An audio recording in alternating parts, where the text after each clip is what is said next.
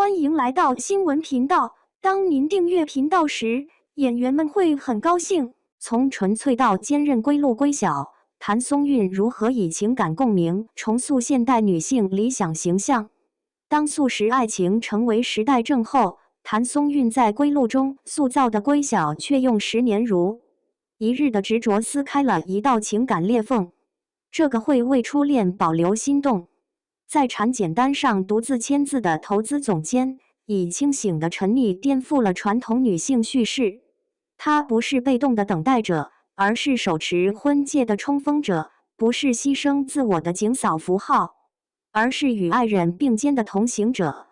观众为蒙古包里那个克制的刹车键点赞时，实质是在为一种近乎绝技的情感范式投票。纯粹与坚韧本就可以共生，认定即一生，速食爱情时代的纯粹信仰。归晓主动求婚时颤抖的哭腔，成为2023年荧幕最动人的情感爆破点。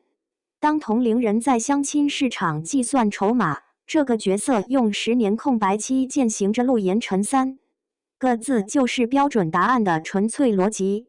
剧中那段被反复截屏的告白，我害怕错过你，就像错过整个青春。之所以引发海啸式共鸣，恰因谭松韵将理想化的执着落得为真实的生命体验。她眼睫上悬而未落的泪珠，手指无意识摩挲衣角的细节，让观众看见爱情最原始的样貌。这种对一次性情感消费的温柔反叛，构成了对当代婚恋观最凌厉的叩问。职场雷厉风行，情感天真赤诚，打破独立女性刻板印象。谈判桌上杀伐决断的投资总监，重逢初恋时仍会为一句情话耳尖泛红。归晓的反差魅力正在于撕掉了独立女性必须铁血的标签。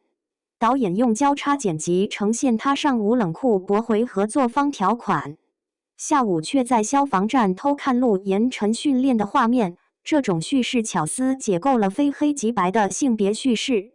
更可贵的是，剧中从未将他的专业能力塑造为爱情绊脚石。当陆延辰说我妻子很优秀时，镜头里归晓明亮的眼神，恰是对职场女王注定孤独陈词滥调的最佳反击。产检独处与不熟妇女，警嫂叙事背后的价值观传递。临产前穿越风雪探望受伤丈夫的戏码，本可沦为传统牺牲型女性赞歌。但归晓的特别在于，她的每次选择都带着清醒的自我认知理解，但不卑微的尺度。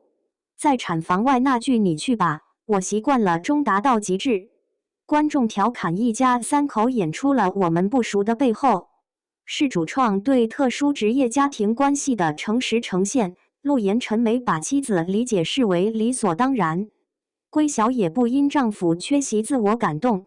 这种剥离滤镜的共生关系，反而让警嫂标签有了当代注解。从耿耿到归晓，谭松韵的慢情感表演美学，对比《最好的我们》里耿耿蹦跳着撞进于怀中的青涩。谭松韵在归路中仅用睫毛颤动就完成了10年情感的时空折叠。成年归晓那些欲言又止的拥抱，强装镇定时颤抖的嘴角，构成一套独特的慢情感语法。导演所说的高级表达，在他目睹陆延辰训练时那个长达10秒的凝视里具象化，没有台词，但观众能清晰读取他从心疼到骄傲的情绪光谱。这种以克制演绎浓烈的能力，让理想化人设拥有了真实的肌理。当观众为激素紊乱仍选择坚强的归晓落泪时，他们拥抱的不仅是一个角色，更是对情感本真的集体渴求。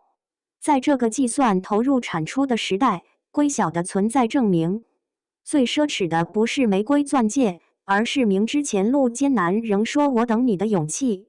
正如剧中那条蜿蜒的归路，真正的爱情从来不是直线抵达的童话，而是2个灵魂在曲折中依然选择同频共振的奇迹。